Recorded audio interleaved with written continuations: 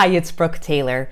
This week, we receive a reminder of the rich heritage of our faith, from John the Baptist to the messianic promises that we have inherited, and also the feast days like St. Nicholas and the solemnity of the Immaculate Conception of Mary, Our Lady of Guadalupe coming up.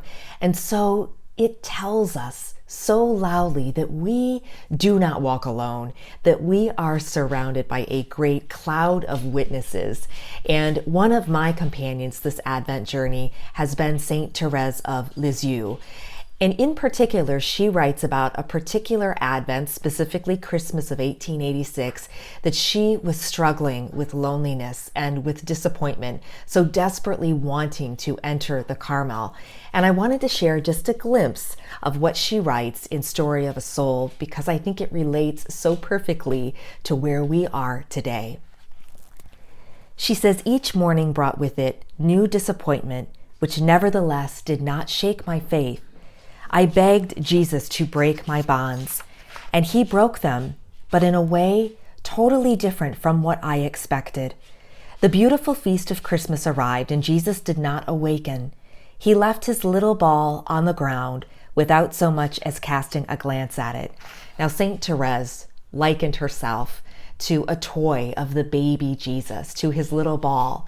And she would say, he can leave me in a corner and not play with me, and that is fine with me. Or he can hold me to his chest and keep me close. And so I love when she continues to reference that. She says, "My heart was broken when going to midnight mass.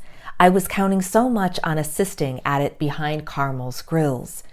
This trial was very great for my faith, but the one whose heart watches even when he sleeps made me understand that to those whose faith is like that of a mustard seed, he grants miracles and moves mountains in order to strengthen this faith, which is still so small.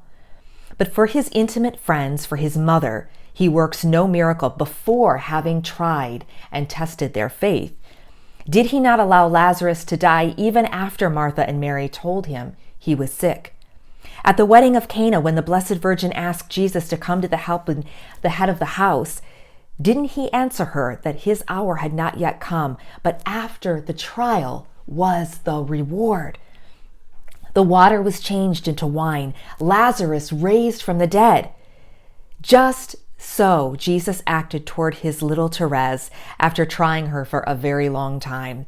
He granted all the desires of her heart. I spent the afternoon of the radiant feast in tears, and I went to see the Carmelites. My surprise was indeed great when they opened the grill, and there I saw a radiant little Jesus holding his ball in his hand, and on it was written my name. The Carmelites, taking the place of Jesus, who was too little to speak, sang a hymn to me, which was composed by my dear mother. Each word poured consolation into my heart.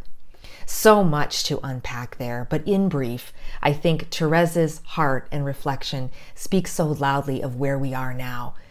So often, and especially in 2020, we have been tested and we have been tried, and maybe sometimes we have felt forgotten and alone. But Therese reminds us that Jesus is working.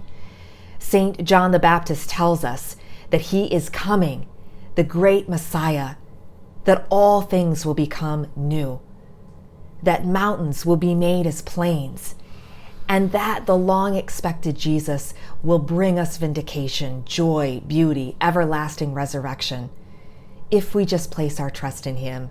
May you feel the consolations of the saints this week and every day, and I will catch you next week as we journey a bit closer to the Nativity. God bless you, friends.